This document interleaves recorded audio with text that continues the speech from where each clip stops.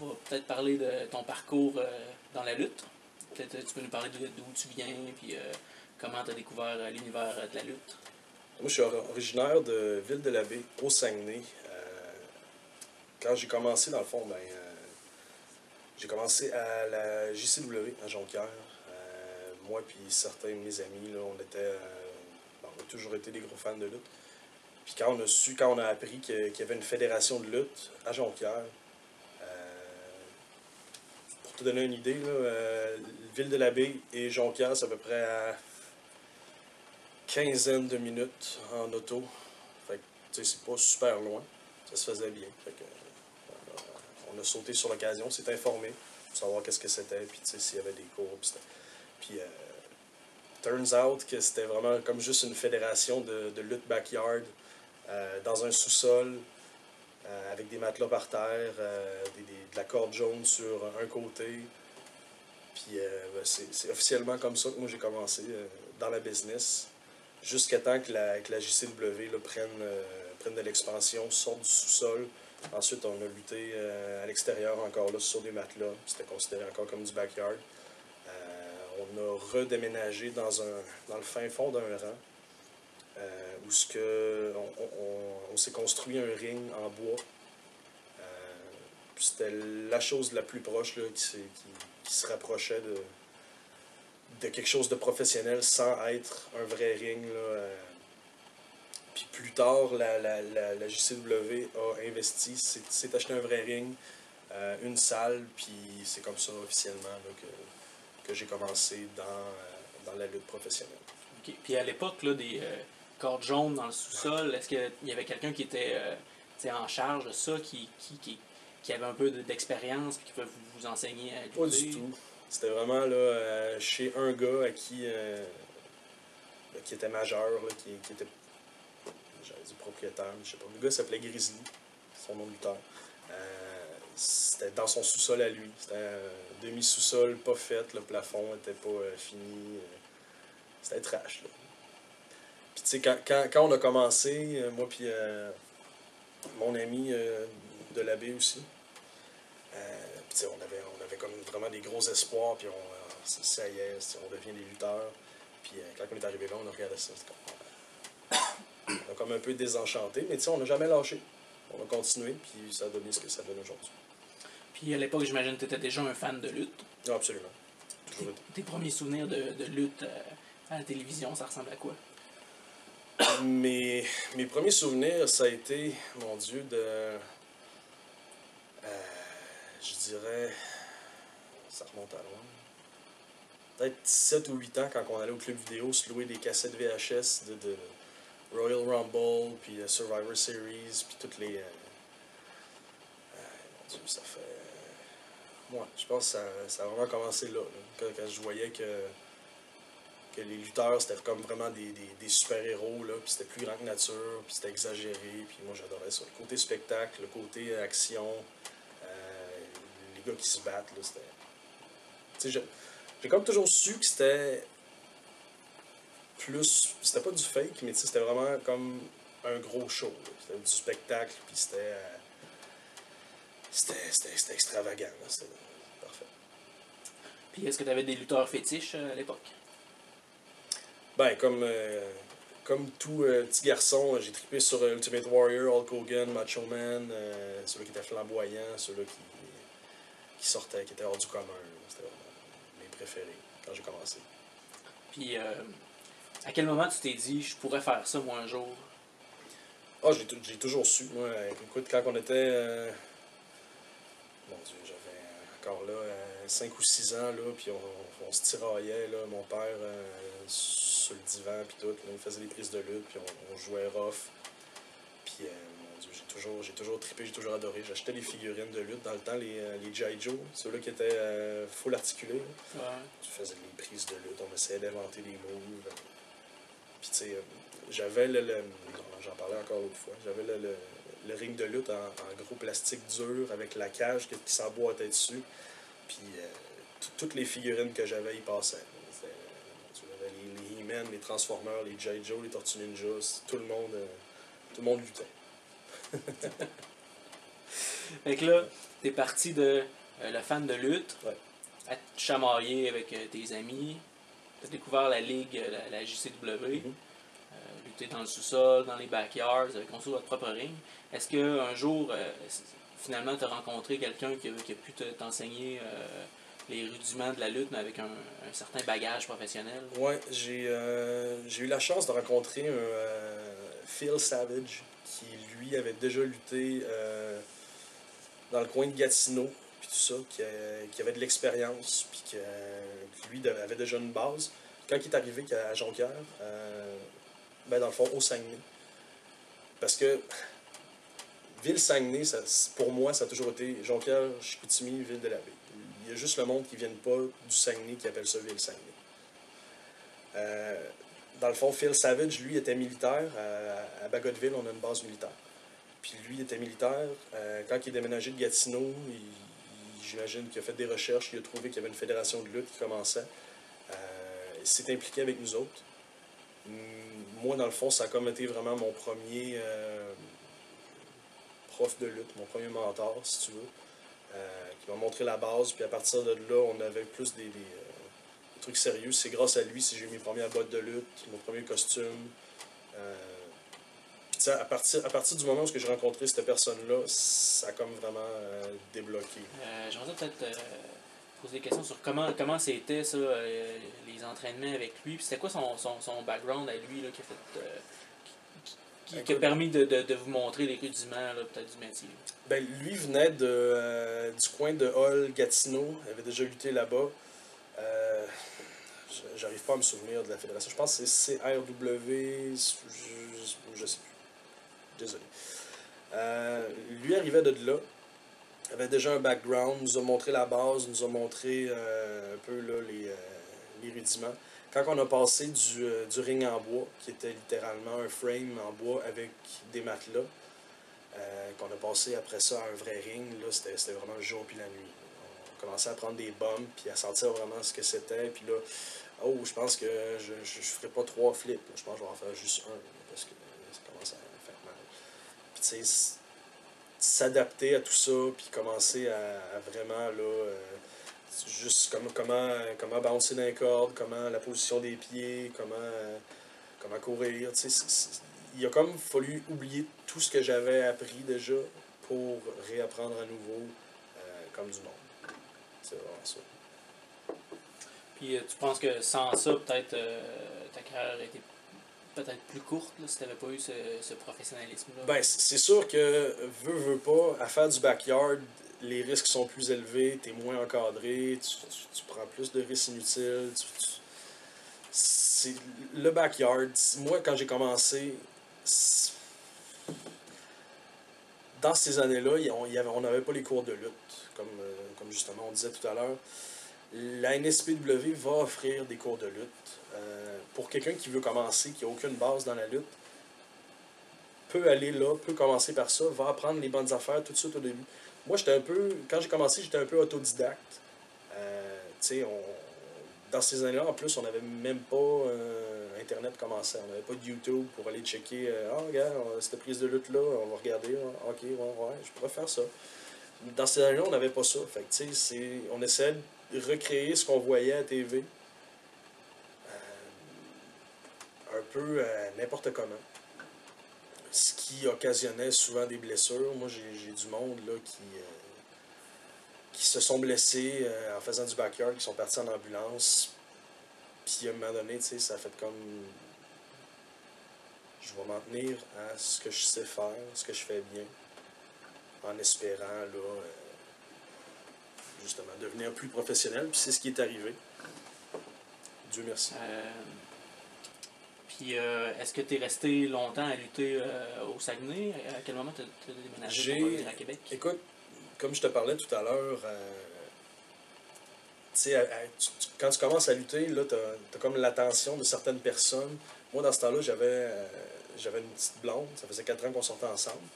La lutte a comme ses pour et ses contre. Je dirais que notre couple en a souffert. Elle s'est poignée un autre lutteur. Moi, j'ai eu des petits écarts de conduite avec ce qu'on appelle les ring rats. Fait que, en tout cas, il y a eu des histoires. J'ai décidé que, après un certain temps, j'ai comme atteint un plafond à Jonquière, puis j'avais l'impression que j'irais jamais plus haut que ça. Fait que j'ai vu l'opportunité. Dans ces années-là, j'avais lâché ma job, j'avais perdu ma blonde. J'ai mon meilleur ami qui avait déménagé à Québec, que lui, sa mère travaillait pour le gouvernement. Fait qu'il avait son appartement payé, internet, épicerie, tout ça. Fait qu'il m'a offert de venir emménager avec lui à Québec. J'ai pas trop hésité longtemps. J'ai sauté sur l'occasion, justement, parce qu'à Québec, dans ce temps-là, il y avait la CCW. Je me suis dit, bon, comme pour moi, c'est un nouveau départ. Je vais pouvoir commencer là, à partir de là, lutter contre des nouvelles personnes, avoir de nouvelles expériences. Puis c'est ça, j'ai déménagé à Québec. Ça fait à peu près 13 ans. 13 ans. Donc, début des années 2000, 2002, C'est ça. dans ce coin-là. Puis est-ce que ça a été dur de brûler... Est-ce que tu as eu à brûler des ponts avec Saguenay? Est-ce que tu as mis du monde à dos en partant? Ça a été long. Ben, déjà là, en partant, j'avais du monde à dos pour les trucs que j'avais faits, la façon que j'avais agi, la façon qu'eux avaient agi avec moi. C'est sûr que là, depuis le temps, de mon côté, en tout cas, l'eau a passé sous les ponts, puis j'ai parlé aux personnes qui étaient impliquées, puis maintenant on s'entend. On n'est peut-être pas les meilleurs amis du monde, mais on s'entend bien. Donc là, la Ligue JCW, ça existe toujours, ça, si je ne me Oui, trompe pas. eux luttent à toutes les semaines, à tous les samedis à Jonquière.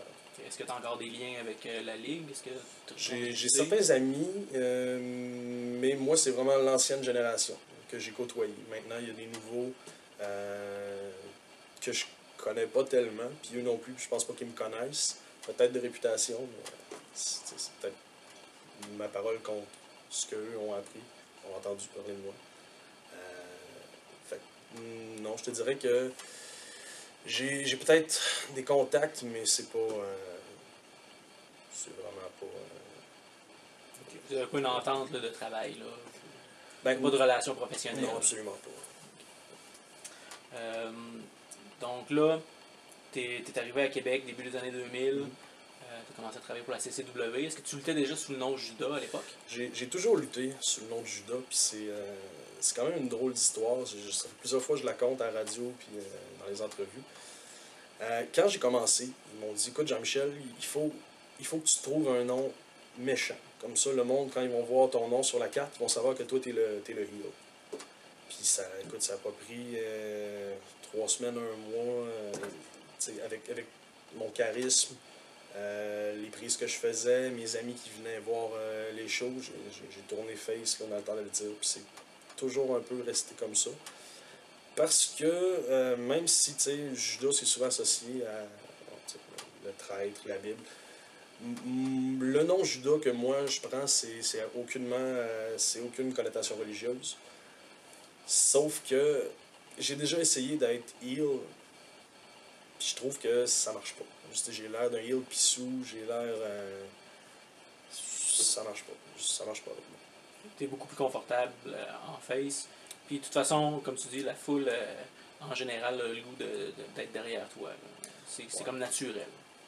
Ben, probablement parce que mon personnage n'en est pas vraiment un. Tu sais, quand je lutte, je suis moi-même, je reste moi-même, mais tu sais, puissance 10. Là, je dis des choses, je fais des choses que moi je réagirais comme ça dans la vraie vie.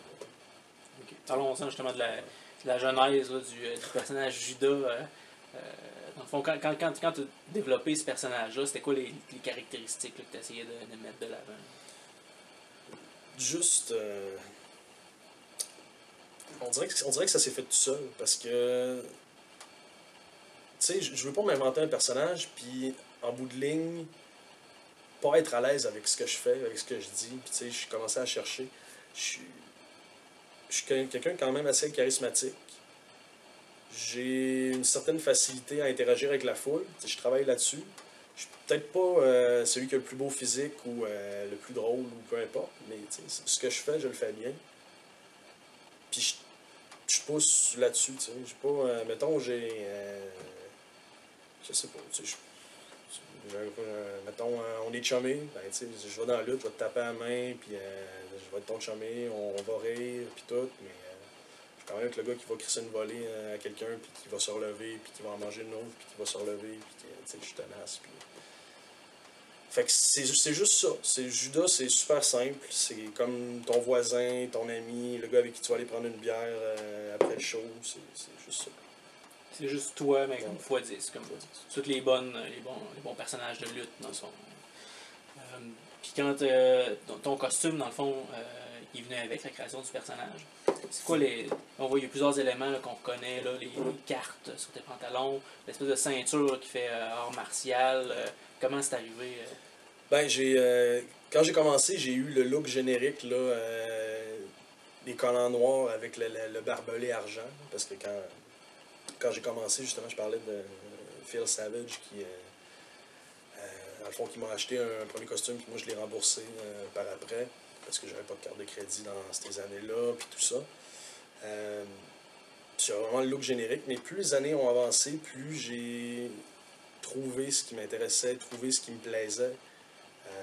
Dans le fond, tu parles du look, les cartes, parce que moi, avec mon travail, j'allais une fois par année à Las Vegas pour des conventions, pour dans le fond, des trade shows, puis des affaires comme ça, pour le genre de produit qu'on tient à mon travail. Puis, je suis littéralement tombé en amour avec cette ville-là. Ensuite, je travaille aussi à l'imaginaire, fait que le look cartoon, tu sais, les comic books américains, tout ça, ça m'inspire. Je m'inspire des covers de comics que j'aime. Je vais chercher des affaires dans la culture populaire. Mon gilet, hommage à Misfits aussi, avec mes yeux puis la barbe. Le dernier qui s'en vient aussi, c'est comme une espèce d'hommage à Orange Mécanique. Fait que c'est toutes des affaires qui me plaisent au départ, que je vais chercher, puis j'essaie de mettre ça un peu à mon image, parce que je tripe là-dessus. C'est excellent. Puis dans le fond, un autre personnage aussi que tu utilises, c'est Judd Cassidy. Ben, ça, tu luttes pas à Québec sous le nom Judd Cassidy, c'est quand tu vas à l'extérieur. Ben, je te dirais que j'essaye graduellement de... Parce que, tu sais, Judas, il y en a plusieurs, un peu partout. J'ai fait une recherche l'autre fois sur le site cagematch.net. Tu tapes Judas, t'en as à peu près une douzaine. Fait que j'ai fait ça pour essayer de me démarquer. Parce que aussi, tu sais, je m'appelle pas Madonna. Parce que, elle peut se permettre d'avoir juste un nom. T'sais, moi, Judas, tu t'en vas, mettons, je sais pas, à Montréal, tu t'en vas à... Peu importe, puis c'est comme, salut, moi c'est Judas. Mais encore.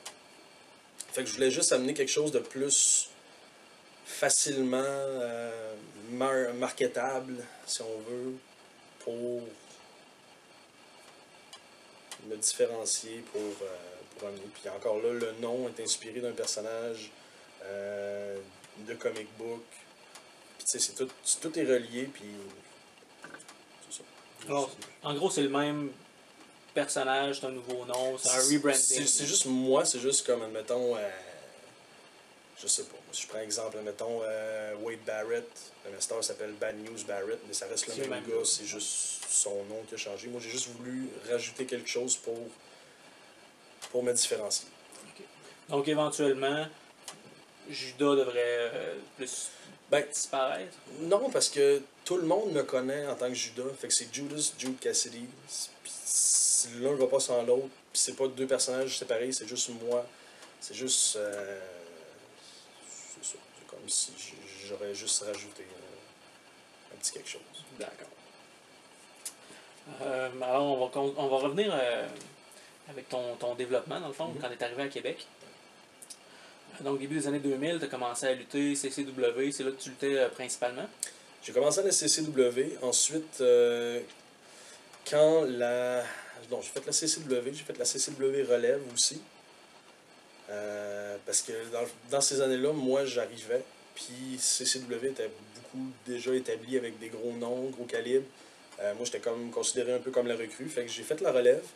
Ensuite, quand la CCW a fermé ses portes, puis la IWR a commencé, J'ai fait 2 ou 3 spectacles à la IWR. Ensuite, j'ai été downgradé à la EOW, qui était encore là le club école de la IWR. J'ai fait encore là plusieurs mois là-bas. Puis à partir de là, je suis allé un petit peu partout là, en région. Je me suis promené. On est allé à Thetford Mines, on est allé à Trois-Rivières. Qu'est-ce qu'on a fait d'abord ça? On a fait le tour, à Port-Neuf. On est allé au Ciné-Maritime, Nouveau-Brunswick, pour la IHW. Jusqu'à temps que la R2W dans le fond, on était déjà établi à Lévis. Quand je parle de 11, c'est dans ces années-là, j'étais en équipe avec Kona. Fait que, c'est ça. Après ça, on a commencé à la R2W, on a fait la PWA à Port-Neuf. Plus tard, il y a eu la PCW qui a ouvert à Charlevoix. J'ai fait une coupe de spot show pour la... comment ça s'appelle? J'ai un blanc. Le George va mailler. C'est Lucha Libre contre le cancer. Des shows bénéfices pour la recherche sur le cancer. Puis une run aussi à la NCW. J'ai fait Challenge Mania. Puis c'est ça. Après ça, là, j'avais quelques différends avec les dirigeants de la NSPW. On s'est assis, on s'est parlé, on a mis ça derrière nous. Puis à partir de ce moment-là, j'ai commencé là, ici à Québec pour la NSPW. Donc là, NSPW, tu es un régulier, c'est là que tu luttes principalement, je dirais. Ouais. Tu luttes encore à l'occasion à l'extérieur de Québec. Quand ils ont besoin de moi, quand ils m'appellent pour du booking, si ça fit avec mes dates, si ça ne rentre pas en conflit avec la NSPW, parce que c'est ce que je priorise ces temps-ci. C'est sûr que oui, comme là dernièrement, j'ai lutté contre Box Belmore à la VCW à Victoriaville. Ça rentrait pas en conflit avec mes dates, fait que j'ai accepté, ils m'ont payé un bon montant, on a eu du fun. C'est pas mal ça. OK. Au travers de ton parcours, suite à ton entraînement initial, ton développement initial, est-ce que tu as fait des rencontres de gens qui t'ont mentoré un peu, qui ont pu aider à te développer là, en tant que lutteur? C'est sûr qu'il y a eu Sonny Warcloud, il y a eu Kevin Martel. Sinon, Marc Le Grizzly. On a eu quelques cours là, du perfectionnement. Alex Price qui donne aussi des cours à la NSPW pour le club école. C'est sûr que moi, dès que j'ai quelqu'un qui peut me montrer quelque chose, comme je disais tout à l'heure, je me transforme en éponge. Là. Je vais absorber tout ce que je peux. Je prends la critique constructive. Puis, si je peux m'améliorer, je vais le faire. Ensuite, quand j'ai lutté contre Tommy Dreamer, contre Rhino, je me suis assis avec ces gars-là, puis on a jasé, puis j'ai appris plein d'affaires juste en les écoutant.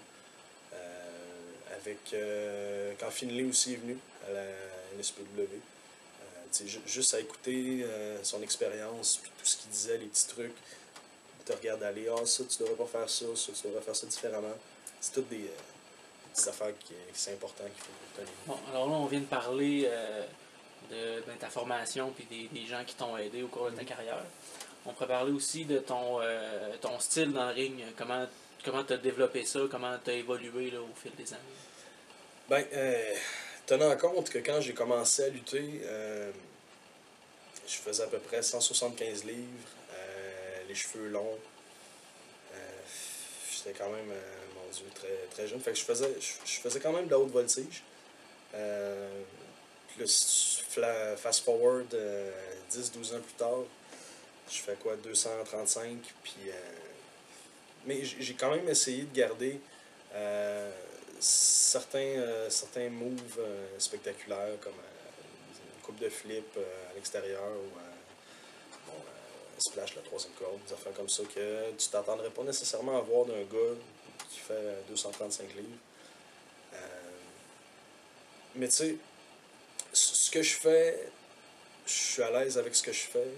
J'essayerai pas des affaires que il y aurait un risque que, mettons, je me blesse ou que je blesse mon adversaire, encore pire. Mon style de lutte, je te dirais que c'est... je m'adapte. Je suis un gars qui s'adapte énormément. Si je lutte contre un adversaire plus gros que moi, je vais brawler. Je vais essayer de sortir une couple de moves techniques. Si je lutte contre un plus petit, ben, je vais essayer de le brasser un peu plus comme un powerhouse. Une fois de temps en temps, je vais essayer d'épater la galerie en faisant un move à haute voltige. Mais sinon, ça se résume à ça. Je suis quelqu'un qui s'adapte énormément. Puis là, tu finis souvent tes matchs avec ton splash, justement, de la troisième corde. Moi, je vous dirais que ma prise de finition, c'est le Black Tiger Bomb, une espèce de Razor's Edge Powerbomb assis. Mais je peux pas le faire à tout le monde. Il y a certains lutteurs au-dessus de 200 livres qui acceptent pas de le prendre. C'est sûr que faire ça à Drew Onyx, c'est peut-être pas évident. Ouais, c'est ça. Je sors d'une rivalité contre Drew Onyx, fait que, quand même, j'aurais voulu le sortir, j'aurais pas nécessairement pu. Fait que le splash, je trouve que c'est... je peux le faire à tout le monde, ça sort bien. C'est quand même assez impressionnant, puis assez d'impact pour considérer ça comme pas nécessairement un finisher, mais peut-être un bon trademark. Puis quand tu fais des moves justement high fly comme ça, quand tu fais un cannonball en dehors du ring, qu'est-ce qui te passe par la tête? Tu es dans une salle de 300, 400, 500 personnes, puis tu t'enlignes directement sur le ciment à terre. Il faut pas y penser. Parce que quand tu as un moment d'hésitation, c'est souvent là que tu te blesses. Il faut que ça soit fluide, il faut que c'est là où tu le fais.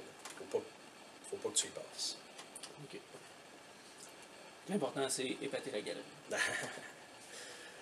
Ouais. OK. Puis fait que là, si on parlait justement récemment, tu as une grosse feud avec Drew Onyx. Au travers de ta carrière, est-ce qu'il y a des souvenirs de lutte, des rivalités que tu as eues qui ont été marquantes ou des matchs marquants que tu as eus?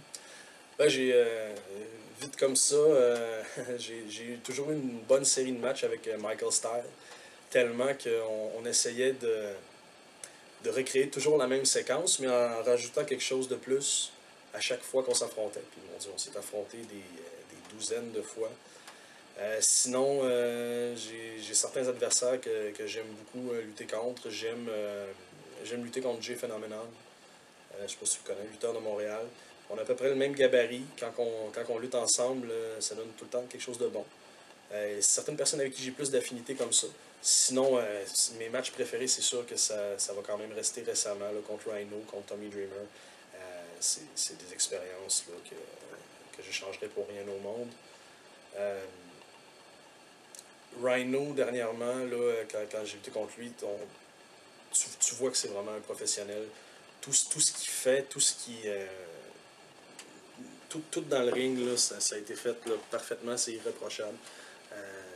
Écoute, si demain tu me dis, choisis ton adversaire, je pense que je choisirais un match contre Rhino encore.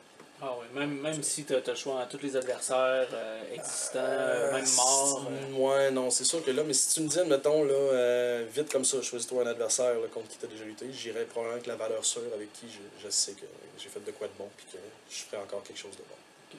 Puis est-ce qu'il y a des choses que ces gars-là, ces invités-là, comme Rhino, Tommy Dreamer, t'ont dit qui t'ont marqué aussi? Là, on se souvient, là, ton match contre Tommy Dreamer, vous êtes parlé un peu à l'oreille après le match. Ouais, t'es pas le premier qui me demande qu'est-ce qu'il m'a dit. Mais tu sais, c'est juste quand on a monté sur la rampe puis qu'on s'est retourné, puis lui il a pointé tout le monde puis il a dit ça c'est ta foule, c'est tes fans, prends-en soin, ils sont là pour toi, ils sont venus te voir toi. Puis tu sais oui c'est quétaine, mais ça m'a fait quelque chose. C'est venu me chercher puis c'était émouvant. Puis là, on vient de parler de tes matchs dans le passé. Là, tu ressors quand même d'une grosse année. C'est une grosse rivalité avec Drew Onyx. Ouais. Récemment, tu t'es battu contre Estrada pour la ceinture. Ouais. Qu'est-ce qui s'en vient là? Est-ce que la ceinture est encore un objectif? C'est sûr que la ceinture est toujours un objectif. Mais si tu te souviens bien, à la fin de ce match-là, tu as Viti Valentine, Tom Leblond qui ont été revenus. Tom qui m'a frappé avec la ceinture, m'a fait saigner. C'est quelque chose qui me fait un peu chier. Tu veux rendre ça personnel, tu veux me faire saigner. attends-toi à ce que je réplique. Puis, d'habitude, je suis quelqu'un qui laisse ses agissements parler d'eux-mêmes. C'est sûr que là, on est en entrevue puis on parle. Puis j'espère que c'est moins plate que la minute de pédagogie. Mais, tu sais, dans les prochains shows, dans les mois à venir, attends-toi à ce que ça soit moi qui cours après Tom Leblanc. Que ça soit moi qui cours après V.T. Valentine. J'attends juste qu'ils viennent, parce que là, présentement, ils ne sont pas sous contrat avec la NSPW. J'attends l'opportunité. Quand ça va se présenter, fie-toi sur moi que je vais avoir ma revanche. Donc, tu commences par régler le cas personnel que tu as avec Valentine. La ceinture est en stand-by. C'est toujours l'objectif quand même. Ça reste l'objectif final. Moyen terme. Donc, on sait qu'est-ce qui s'en vient. Maintenant, on parlait tantôt de ta shape, peut-être pas la shape de Marco Estrada, puis tu as quand même des détracteurs par rapport à ça, là, des gens qui disent... Là, Écoute, j'ai aucun problème avec ça. Puis souvent, Kevin Owens, qui l'a dit dans une promo contre Sylvain Grenier, je pense, pour reprendre en gros qu'est-ce qu'il a dit. Préfères-tu avoir la shape d'un mannequin de bobette ou ma shape d'un gars qui va te crisser une volée dans une ruelle? T'sais, moi, j'ai une shape pour tuer. J'ai une shape de mannequin de bobette. Fait que t'as pas de problème avec ça, toi, les détracteurs. J'ai aucun problème. J'ai aucun problème à backer ce que je dis non plus. Parce que j'ai la shape pour. De toute façon, on voit très bien que ça n'affecte pas ta popularité et ton succès. Parlons aussi un peu peut-être de la business, de la lutte au Québec. Bon, on sait qu'il y a eu récemment, il a failli y avoir une émission de télé sur la lutte, ça a avorté, c'est parti dans la brume. Malgré ça, il y a des grosses foules qui vont voir la NSPW à chaque mois. C'est vraiment une popularité grandissante. Est-ce qu'il y a un vrai marché pour la lutte? Est-ce qu'il y a un peu d'argent à faire là-dedans? Moi, c'est une question que j'entends souvent. Là, je vais voir de la lutte, puis j'amène des néophytes, puis ils me disent les gars, sont-ils payés? Comment ça marche? C'est sûr qu'on est payé. On n'est pas payé des gros salaires comme les joueurs de hockey. Moi, je fais ça parce que j'aime ça. C'est une passion. Je ne parlerai pas de mon salaire, parce que ça ne regarde personne d'autre que moi. Je reste à Québec, je reste pas loin de la salle, j'ai pas besoin de me déplacer, j'ai pas des dépenses à payer qui sont rattachées à la lutte. Puis pour répondre à ta question, je trouve que la lutte, puis ça je le dis souvent, c'est le secret le mieux gardé de la ville de Québec. Il y a plein de monde qui connaissent pas ça, mettons qu'il y a un ami qui les amène, puis tout ça. Puis la NSPW, un peu victime de sa popularité grandissante. Dans le sens que là, à chaque show, c'est sold out. La foule est obligée de se tenir debout derrière les rangées de chaises. À un moment donné, il va falloir soit augmenter le prix des billets ou changer de salle, trouver quelque chose de plus grand. Mais tu sais, c'est comme... C'est un mal pour un bien. T'sais. Puis tout ça pour dire que... je sais pas si tu te souviens, dans les années 70-80, je sais pas t'as quel âge, je pense qu'on a le même âge. À peu près, ouais. Dans les années 70-80, c'est pas le hockey qui était le plus populaire, mettons, au Colisée puis tout ça, c'était la lutte. L'Abdullah, puis les Mad Dog, puis tout ça. Fait que j'ai comme l'impression que ça revient. Parce que dans ces années-là, le monde croyait dur comme fer que la lutte, c'était vrai. Jusqu'à temps qu'ils se rendent compte que, hey, on est en train de se faire niaiser, on le voit bien que c'est pas vrai. Puis le monde a arrêté d'aimer ça à cause de ça. Mais là, maintenant, c'est parfaitement assumé. La lutte, c'est un spectacle. C'est du divertissement sportif. Le monde le savent. Le monde vont voir la WWE, vont voir la Ring of Honor, sachant que c'est un spectacle. C'est très physique, c'est sûr, mais c'est pas du fake. C'est, à la limite, je dirais, semi-chorégraphié. Je compare ça beaucoup à de l'improvisation, une pièce de théâtre. Dans le fond, on est comme des cascadeurs pour le théâtre.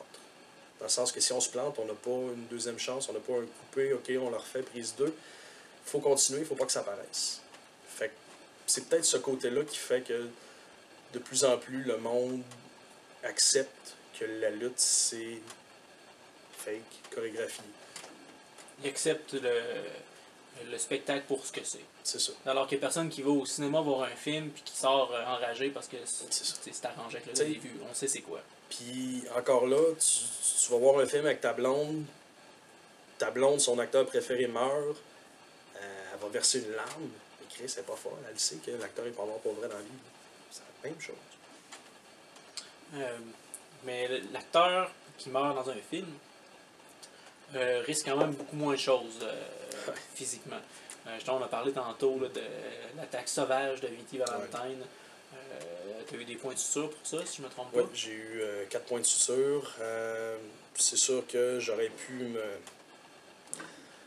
j'aurais pu m'insurger là, tout le long du mois puis dire je vais t'attraper mon Christ puis je vais te faire payer. Mais j'ai préféré guérir, j'ai préféré prendre du temps pour me remettre de ça, pour revenir plus fort. Puis c'est ce que j'ai fait au dernier show. La sécurité n'a pas voulu me laisser mettre la main sur VT puis sur Tom. C'est juste partie remise. Donc ça, cette blessure-là, j'imagine que ça s'ajoute à une liste de blessures là, que tu as subies dans ta carrière. Là. Quand même, je dirais que j'ai été chanceux parce que j'ai pas eu énormément de blessures. À part, mon Dieu, ça pourrait se compter sur une main. À Jonquière, j'ai déjà fait le Widow's Peak à un de mes adversaires. Je sais pas si tu te souviens un peu. Espèce de neck breaker. Tu installes le gars sur ton dos, dos à toi. Puis tu tombes assis. Mais lui, il était comme beaucoup plus haut que moi. Quand je suis tombé, il est tombé vraiment sur le haut de mon dos, qui a fait comme compresser ma colonne. J'ai été obligé de prendre un break. Ensuite, je parlais de Challenge Mania tout à l'heure. J'ai fait justement mon cannonball à l'extérieur. Personne ne m'a attrapé, sauf la clôture de métal. Sur la hanche, encore là, j'ai pris quelques mois, mais sinon, j'ai jamais vraiment arrêté, j'ai jamais pris de break. Sûr que là, dernièrement, il y a eu 4 points de suture, mais ça m'empêchera pas d'arrêter. Okay, donc on voit que les blessures, c'est quand même monnaie courante. Là. Ça fait partie de la game. Quand tu décides de donner un lutteur, tu sais qu'un moment donné, tu vas te faire mal. On assume tout que c'est pas du ballet. Ouais. Alors, je pense qu'on a fait pas mal le tour. Pour conclure, peut-être qu'on peut faire un peu de celebrity name dropping, puis parler de ton histoire avec Bubba Ray Dudley. Ah, ok. Je sais pas, t'as entendu parler ça de où? Quand Brian Kendrick est venu lutter pour la NSPW, c'est nous autres qui s'est occupé de lui, qui ont le fait sortir un peu en ville, on lui a montré des affaires, tellement que 3 semaines, un mois après, je pense qu'il y avait un show de la TNA à Trois-Rivières. Puis il nous a dit ben venez, là, je vais vous donner des passes gratuites, vous allez pouvoir rentrer, puis on fera de quoi après le show.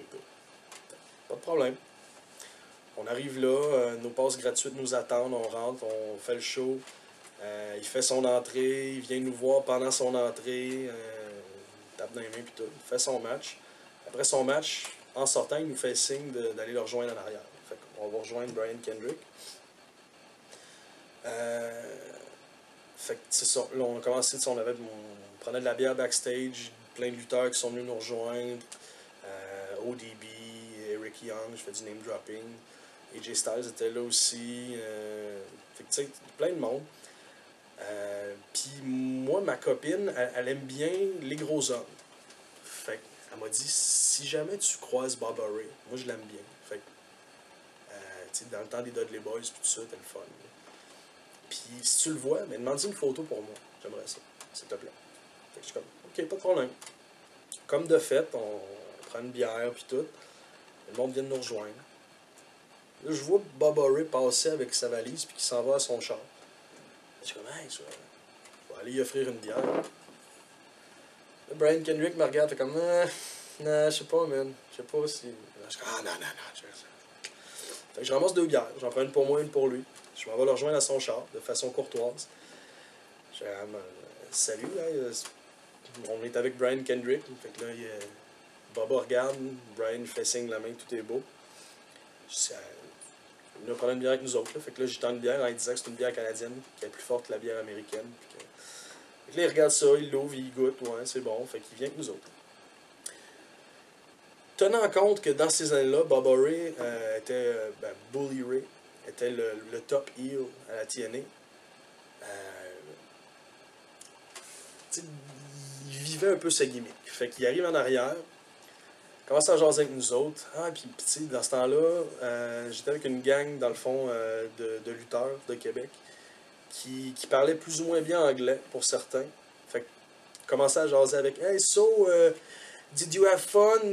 Great match in Quebec City. It was very pleasant. » C'est comme, non, come on, les gars, là. Il y a comme une règle non écrite sur la lutte, qu'on parle pas de lutte à un lutteur après son match de lutte quand on est un lutteur. Puis, fait que là, hey, mon Dieu, lui, il m'a comme ciblé, puis à ce moment-là, il a bâché sur moi. C'est comme, la règle non écrite de la lutte, c'est quoi? C'est une marque, là. Puis là, je commençais à jaser avec mes amis, puis c'était...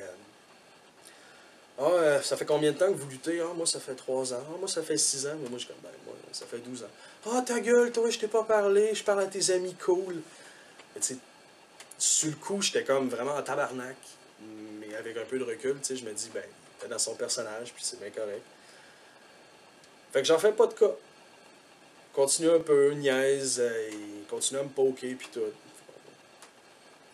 Puis mes amis embarquent avec lui pour m'écœurer moi. Fait que là, je commençais à être un peu en tabarnak. Puis lui commence à... il s'en allait pour partir. Puis là, j'ai dit, bon, regarde, ma blonde m'a demandé si je pouvais prendre une photo avec. Fait que je vais lui demander une photo. Je prendrai une photo avec toi quand tu feras Madison Square Garden. Je suis comme, ouais. C'est trop de cul, toi. Là, il est parti, puis finalement, ça restait le même. Les amis en rient encore. Mais tu sais, avec un peu de recul, je me dis, non, tu sais, dans son personnage, ou tout simplement que le gars, c'est vraiment un cave. Mais c'était juste drôle. Tu sais, j'y repense, on en rit, puis that's it. C'était vraiment juste drôle d'expérience. Alors, sur cette note, Jean-Michel, merci beaucoup pour ton temps. Merci à toi. Puis bonne chance pour les prochains matchs. Pas besoin de chance quand t'es le meilleur. Yes.